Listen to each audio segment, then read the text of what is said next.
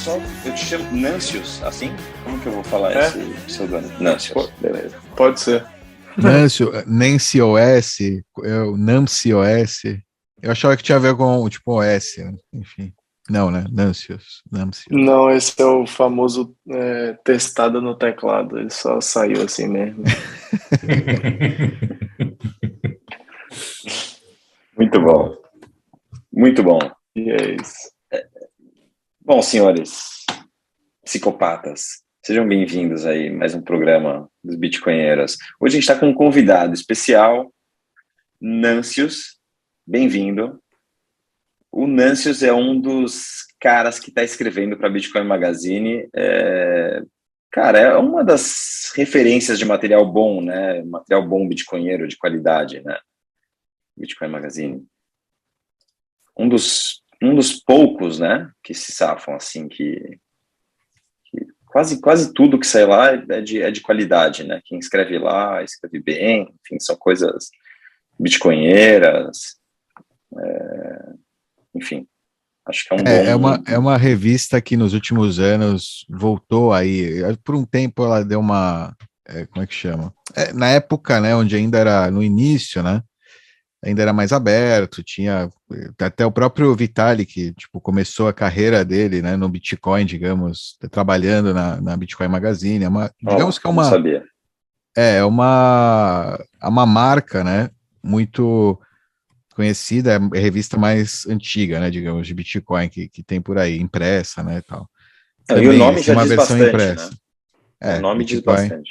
Não é Magazine. Crypto Magazine.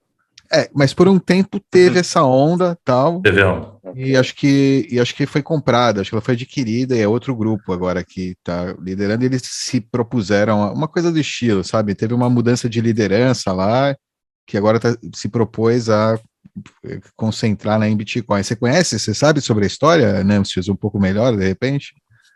Sim. Bom, primeiro, prazerzão imenso, indescritível estar aqui nessa sala de gigantes. Obrigado pelo convite.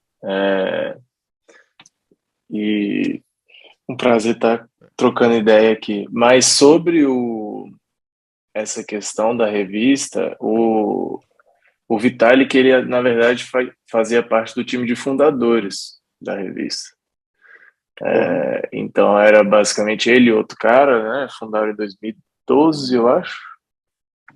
2012. E ficaram escrevendo bastante. Se você for procurar lá, né? For dar uma minerada lá atrás, você vai achar ainda os artigos do Vitalik e tudo mais. E é interessante também, né? Como ele vai mudando a perspectiva, né, dele. Mas, enfim, A revista alavancou, né? Ele conseguiu o marketing penetrar, né, na comunidade para o projeto também. Imagino que tenha tido influência no sucesso da ICO, né, do início lá do projeto dele. Até que a revista serve muito como isso, né? Tipo.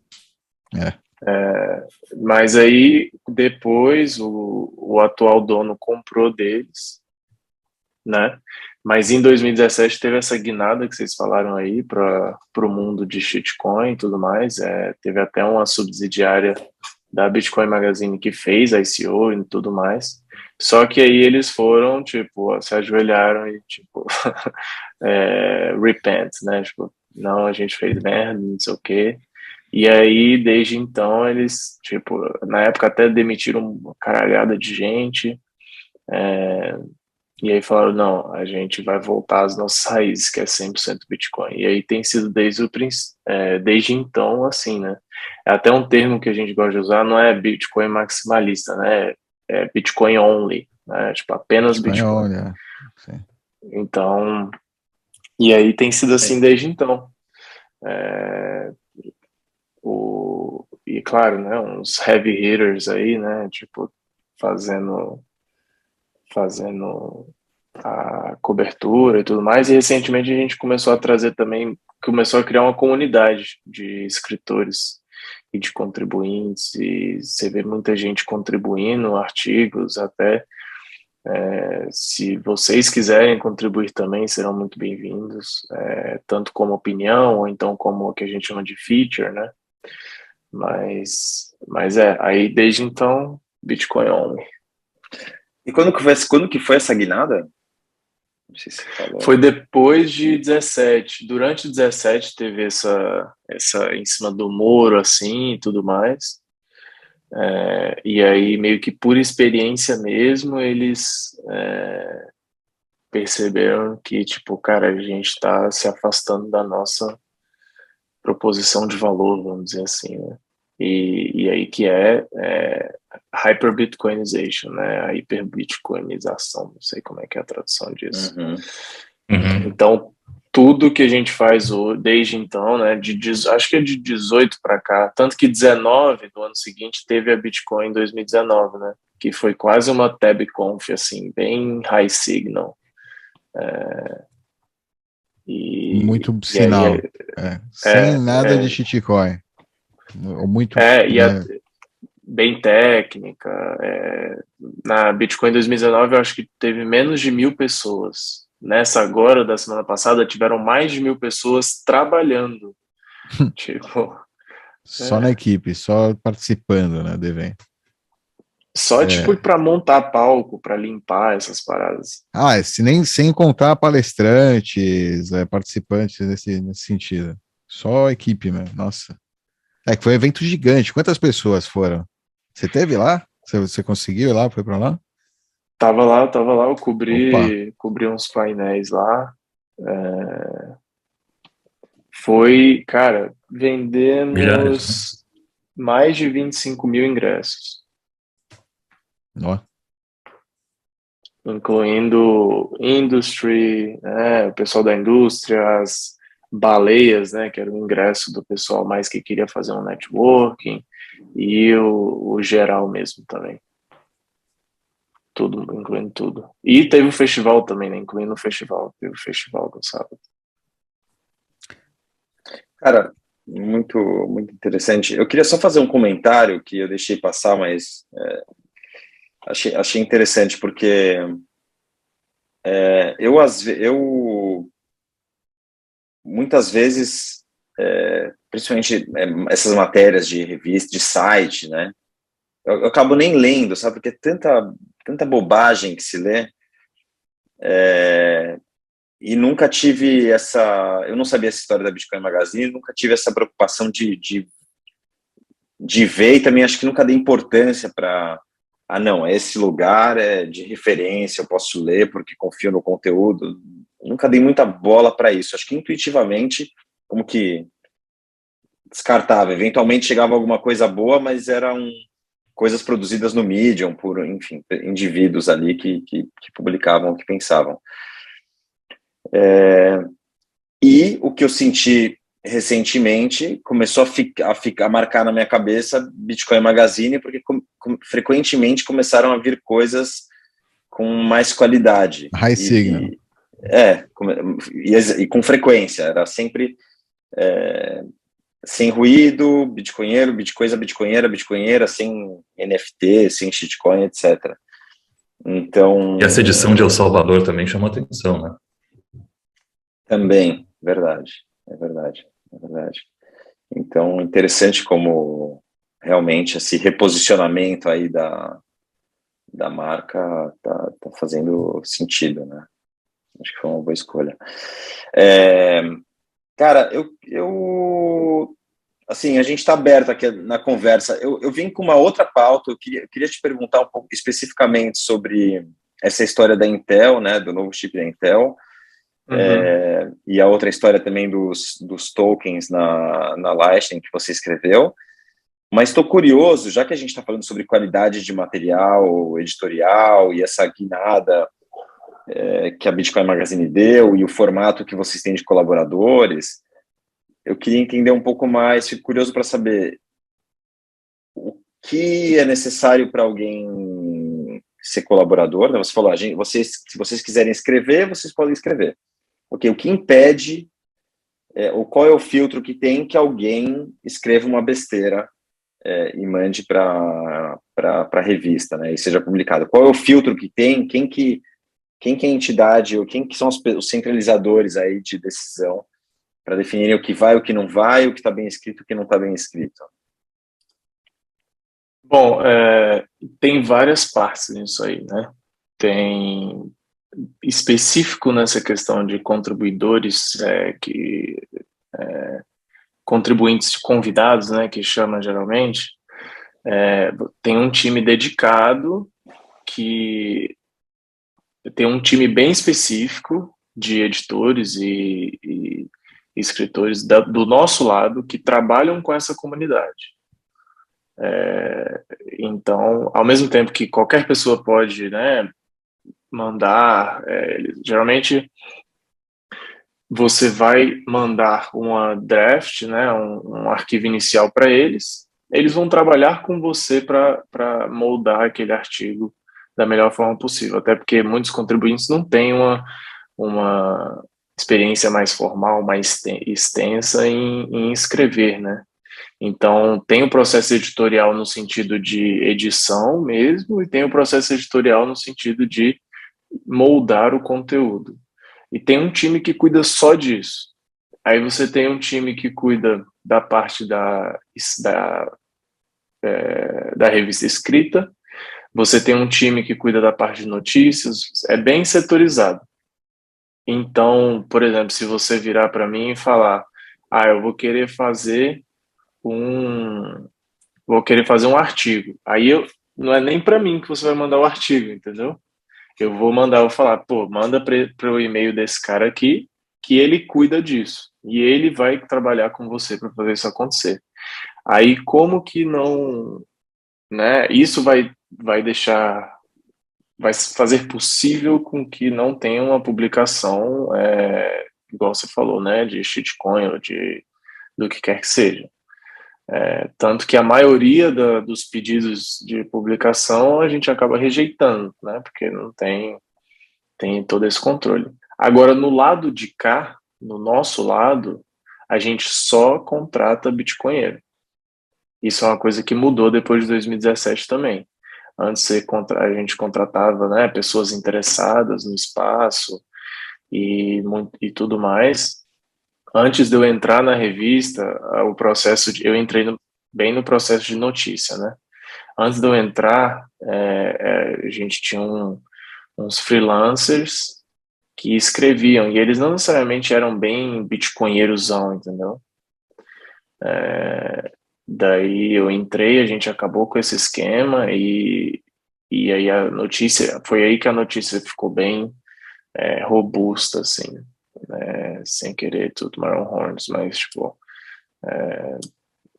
E aí, desde então, aí a gente está crescendo o time de notícias, né? A gente está com esse segmento novo de features para explorar mais a fundo, igual foi com o Taro, que você falou dos tokens, foi com o Check Template Verify também, né? Para explorando essas coisas. E estamos tentando ser exatamente isso, o canal dos bitcoinheiros, a fonte de informação que, apesar do Don't Trust Verify, né, de que é confiável e de que vai tentar mostrar o lado do Bitcoin, né, das coisas. Com relação, beleza, você propõe a pauta do que você quer escrever? Ou tem uma demanda e você, de um tema, tem uma lista ali de temas para cobrir, você se propõe a escrever? Como que é isso? Queria entender, na verdade o que eu quero entender esse é o ponto de partida, e aí eu queria entender qual a profundidade que você dá na tua pesquisa para escrever uma matéria. Por exemplo, essa da Intel, do novo chip, até onde você vai na tua pesquisa para publicar a matéria? Você vê qual o tamanho do mercado de chips, quem que domina, qual o nível de competição, barreiras de entrada, enfim... como que você define até onde você vai cavar esse buraco para publicar a matéria? Ou não, é só mais por cima, a notícia de que a Intel vai fabricar chips? No nosso processo de notícia, a gente tenta não fazer artigos muito grandes, né? Assim, o processo de notícia ali, tem alguns que chegam perto de 1.000 palavras, se você pegar uns mais que precisam de mais detalhes, vai muito do processo editorial, né? Então meio que uma via de mão dupla entre os escritores e o pessoal do lado de conteúdo. Você tem uma diferença muito grande entre o artigo da Intel, por exemplo, e o do Taro, porque não só o Taro é muito técnico, né?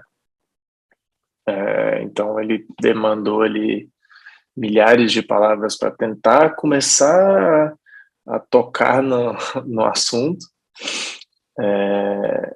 mas notícia de dia a dia, o objetivo é ter um artigo bom, curto e informativo sobre o Bitcoin, sobre a notícia do Bitcoin, que saem vários ao dia, né? E aí você tem essas peças que a gente chama das features, né? Que não são opiniões, que tem outros segmentos que são de opiniões, e aí é meio que do quanto cada um quer aprofundar, né? Eu, agora falando de mim pessoalmente, bom, falando de um contribuinte, o contribuinte vai trabalhar diretamente com o editor, então o editor vai meio que guiar ele nesse sentido. Eu também trabalho com o editor, outro lado, mas também faço né, tem essa interação. Ou, aí, voltando para a sua pergunta, mais do lado de conteúdo, tem tanto histórias que eu vejo e eu me interesso e eu vou atrás, e tem histórias que o meu editor fala, você acha que isso é interessante? Tal. Então é uma via de mão dupla. Não tem como dar uma resposta definitiva assim, porque ou sou eu falando, acho que isso é interessante, seria interessante, você concorda ou não, e também do outro lado, os editores falando, né? O tipo de história e tudo mais. Perfeito, perfeito. E das histórias recentes que você escreveu, qual que você curtiu mais ou qual que você teve que cavar? Acho que você falou agora, né? A do Taro você teve que ir um pouco mais a fundo para começar a explicar, né? Os artigos técnicos geralmente são mais, né?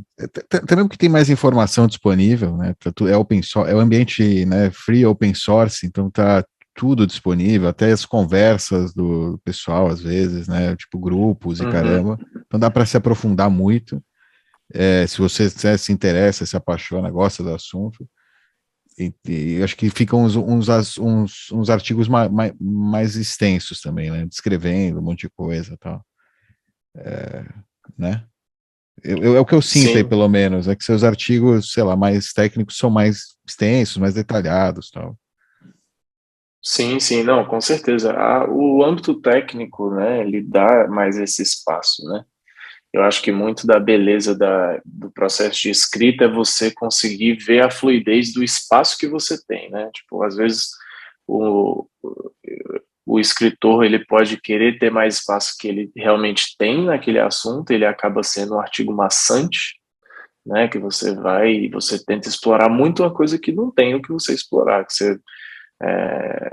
que o cara só está enxugando gelo, entendeu? Ao mesmo tempo que tem outros que eles dão muito espaço, se você não ocupar esse espaço todo, que é no caso dos técnicos, você acaba não passando toda a informação. E aí, nesses dois aspectos, com certeza o técnico é o que tem mais, e também é o que eu mais me interesso, né? Então acaba que é o que eu mais vou a fundo, né? Porque hoje eu publiquei hoje também falando sobre a mudança de C-Lightning para Core Lightning, né? Que teve acho que já vai fazer quase 2 semanas, e explorando um pouco o porquê desse Core Lightning. Aí teve muita escavação também para ir procurando as coisas. Eu entrevistei os caras, e aí voltando no que o Dove falou da questão do open source, você tem, por exemplo, a transcrição do London Beach Devs, entendeu? Por exemplo, e aí dá para você pegar ali umas informações de primeira mão e tudo mais. Então dá assim, no Bitcoin dá para você brincar do jeito que você quiser, né? Vai muito da criatividade e da vontade mesmo. Só que aí esses artigos mais longos, eles são os processos que levam vários dias, às vezes dependendo até mais que uma semana de você trabalhando naquilo. para você ir meio que esculpindo aquela peça ali. E são peças que você tem acesso, né, aos participantes, né, em primeira mão. Você pode chegar como Bitcoin Magazine e vai receber uma É isso resposta. que eu estava pensando. Você tem o crachá que ajuda, né? Ah, com certeza. Por exemplo, o da Intel mesmo, a gente recebeu com um embargo, né? Então deu tempo de preparar, você prepara a história, você faz o follow-up, você pergunta, faz as perguntas, entendeu? Então é muito isso, é muito de relacionamento. E você, por exemplo, uma pessoa X, né? Com certeza é mais difícil você obter as informações, você fazer a entrevista do que estando numa empresa, numa mídia, né? Numa empresa de mídia. Vamos falar sobre Taro, então? A gente justo tinha falado que a gente devia gravar um programa sobre isso. Será que é oportunidade para a gente falar sobre o tema?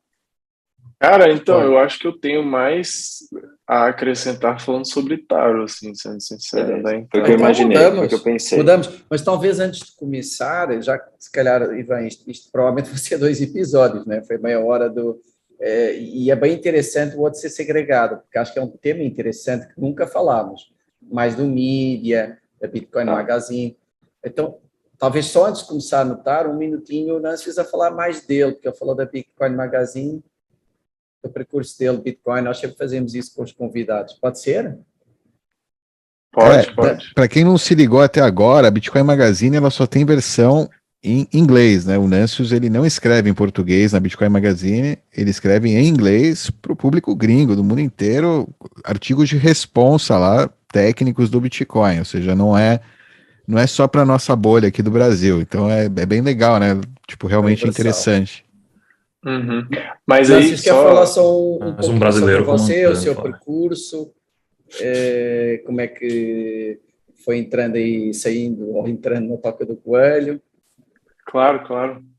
Deixa eu mas só, antes, desculpa, O que você vou puder interromper. falar, né? Claro. Não, e Mantendo só o para anonimato. eu não me justificar, mas explicar por que eu não fiz essa abertura como a gente faz sempre. O Nancius participou do podcast com o João Grilo, então não quis fazer algo repetitivo também. Então, se você for...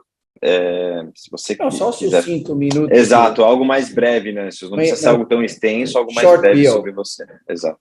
Legal. Quem quiser saber mais, se aprofundar, João Grilo com o Nancius, só buscar. Como é 21 milhões podcast. Exato. Não, beleza, fechou. Porque eu tenho um lado meio filosófico também, então eu vou embora se deixar. Mas, não, só voltando no que o Dov falou, sim, os artigos são em inglês, mas o Google Tradutor tem uma função que você bota um link e ele traduz a página inteira. Então, para quem quiser ficar acompanhando e lendo em português, funciona bem. Não vou dizer que é perfeito, mas tem essa opção. Mas então, a minha história é um pouco interessante, assim, assim como num high level, né? Meu background é técnico, né? Eu venho de um âmbito técnico, por isso que eu me interesso mais pelo lado técnico do Bitcoin. Só que o que me trouxe para começar, tipo, caramba, isso aqui tem um jeito de mudar o mundo, foi o lado econômico, né? Comecei a entender um pouco de economia, comecei a procurar responder a pergunta o que é dinheiro, que é, né, a pergunta, né? E comecei daí. Aí, beleza, comecei, Bitcoin é top e tal, não sei o quê. Depois, naturalmente, não para todos, mas para muitos, falei, nossa, o Bitcoin é massa, mas esse tal de Ethereum aqui, de Ethereum aqui, ele é o bichão, ele vai descentralizar tudo, é o computador descentralizado. Aí falei, você deve disso aí. Aí fiz curso tal, corri atrás, criei meus contratos inteligentes e tal. Só que aí quando eu comecei a aprender sobre Infura, MetaMask e essas paradas, eu falei, mano, o que é isso? Estão mentindo na cara dura pra mim aqui, pô. Aí eu comecei a dar uns passos para trás e aí falei, não. Pera, mas o que você viu que gritou na tua cara que você falou, peraí, estão enganando a galera? Qual foi o... Momento de choque aí. Porque você está... vamos lá, você está... Quando eu estava fazendo o curso de Bitcoin, o cara vai lá, baixa o Bitcoin Core, deixa lá uma semana essa porra ligada até o negócio conseguir chegar no final da chain, né, da blockchain, e aí você consegue começar a mexer com ele, né? Você ativa hashtag, ativa testnet e vai fazendo os scripts, tal, não sei o quê. Pô, achei da hora, né? Sou super coder lá, psicopata. Aí quando chega na parte de fazer as coisas do Ethereum, é tipo assim, conecta nessa API aí. Aí tipo, como assim? Conecta nessa API? Aí eu comecei a pensar, entendeu? Aí eu falei, tá.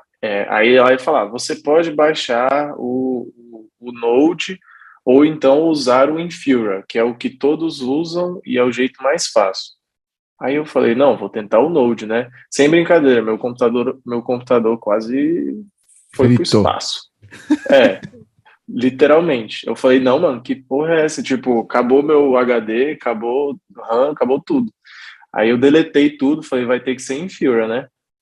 Aí beleza, fui pelo Infura. Só que eu comecei a chegar pelo Você Infura, chegou a eu falei, conseguir efetivamente ou não? Você desistiu? Desculpa a interrupção.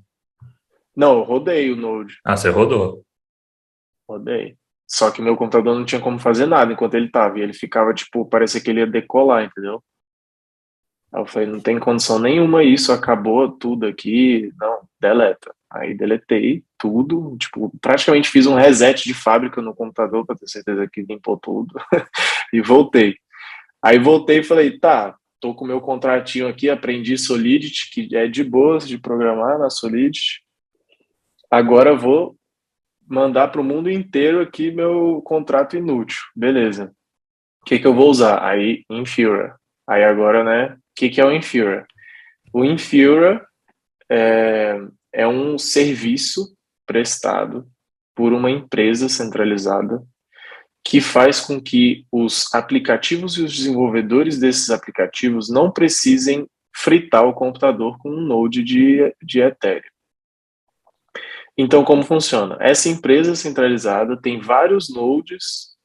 Bom, na verdade, ninguém sabe quantos nodes, mas tem nodes rodando na nuvem e ela disponibiliza uma interface de programação, uma API, para que você consiga comunicar com esses nodes dela e obter esses resultados praticamente de forma instantânea, sem ter o custo de engenharia, o custo de tempo e o custo de hardware necessário para rodar tudo isso. Aí, pô, é lindo, né? A gente, pô, aqui, AWS, Docker, estamos aqui, nossa, o WebDev já vive disso. Mas aí você para pensar e fala, não, tudo bem, mas isso aqui não é Web3? Qual que é a diferença disso para um Kubernetes? Qual que é a diferença disso para uma imagem de Docker? E eu comecei a me fazer essas perguntas. E eu, tipo, aí eu vi lá, na época,